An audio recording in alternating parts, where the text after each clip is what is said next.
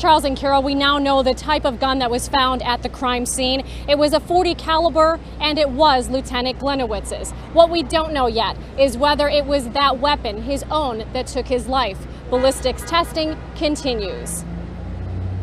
Today, the Lake County Major Crimes Task Force confirms they've been questioning people of interest in the murder of Fox Lake's beloved Lieutenant Joe Gliniewicz. But they're not calling anyone a suspect at this point. One thing I can tell you is that individuals that we have been interviewing, we have been doing what's called buccal swaps, gathering DNA from them. Detectives continue to work the case on multi-fronts. They've responded to more than 100 leads and are still waiting for results of one of the more promising tips, a homeowner's surveillance video that showed 3 men.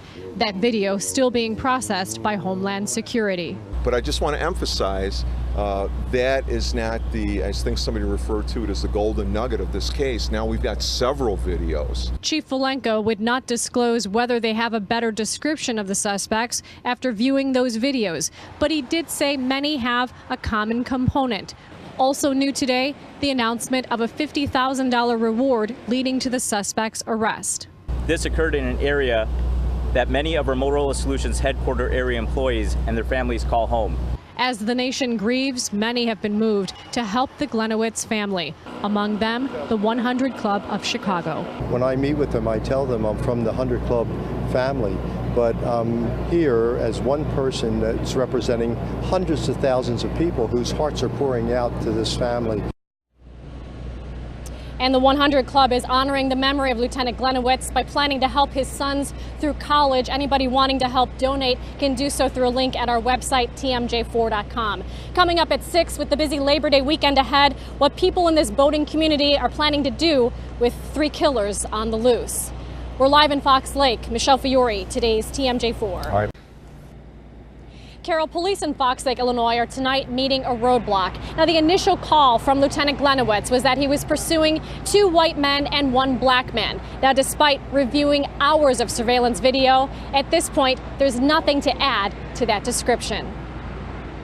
Exactly 1 week after 52-year-old Lieutenant Joe Gliniewicz was gunned down chasing 3 suspicious men into a swampy area, police still have little to go on.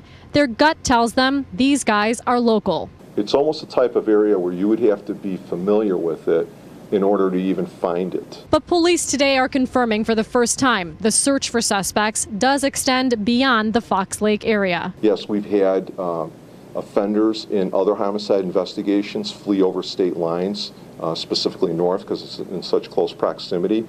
Are we looking at other people of interest? Absolutely. The FBI spent the holiday weekend putting videotaped evidence into chronological order. 3 men are seen on the tapes, but police now know they aren't the killers. We have confirmed through our investigative process by interviewing those suspects, and I shouldn't refer to them as suspects, those individuals, and they've established their whereabouts during that time frame. It has been a trying week for officers, laying their brother to rest just yesterday. We had over 1,600 squad cars in the procession of Lieutenant Gliniewicz's funeral, and on the procession route, community members throughout the region, throughout the state, and throughout the country lined the streets. There is no dash cam video, and police are not saying whether it's the officer's own gun that shot him. They do, however, have a new clue. More on that coming up at 6. For now, we're live in Fox Lake. Michelle Fiore, today's TMJ4. Michelle, thanks.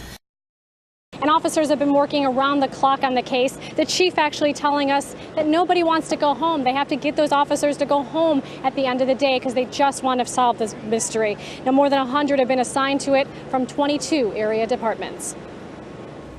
Police today confirming they have recovered all of Lieutenant Gliniewicz's items, including his gun.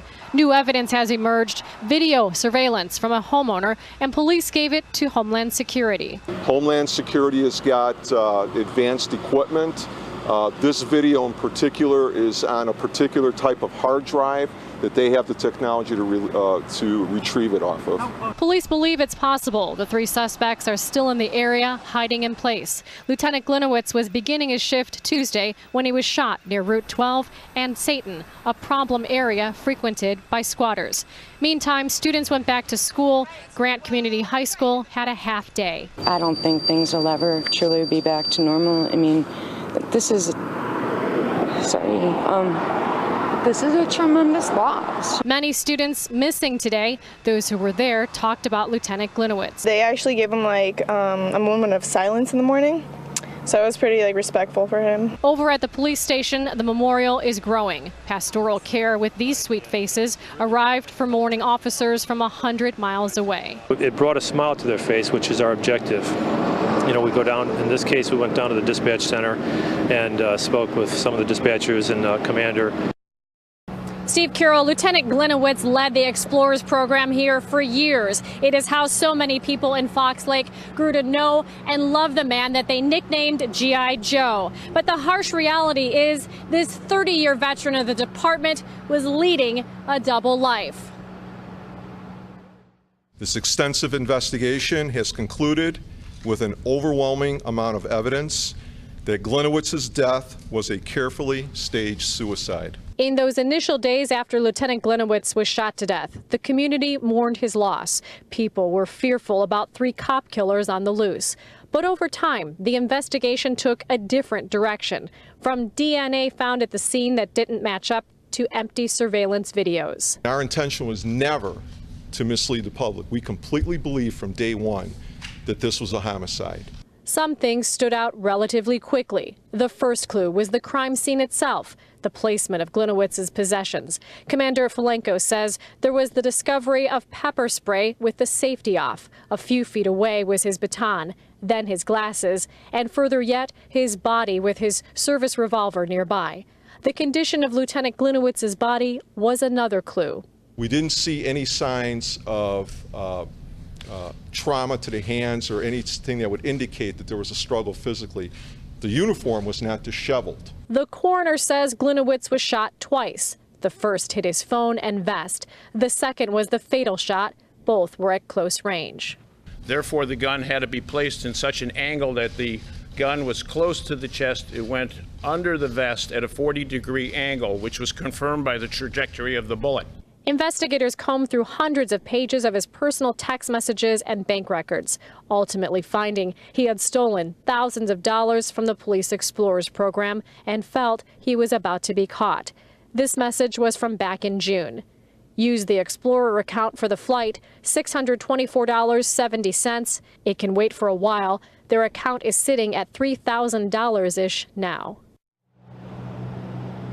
And the village of Fox Lake is still conducting an internal audit of what happened. We're expecting to learn more on that in the coming weeks. And coming up at 6, what the Fox Lake community is thinking now that they know the rest of the story. We're live in Fox Lake tonight. Michelle Fiore, today's TMJ4.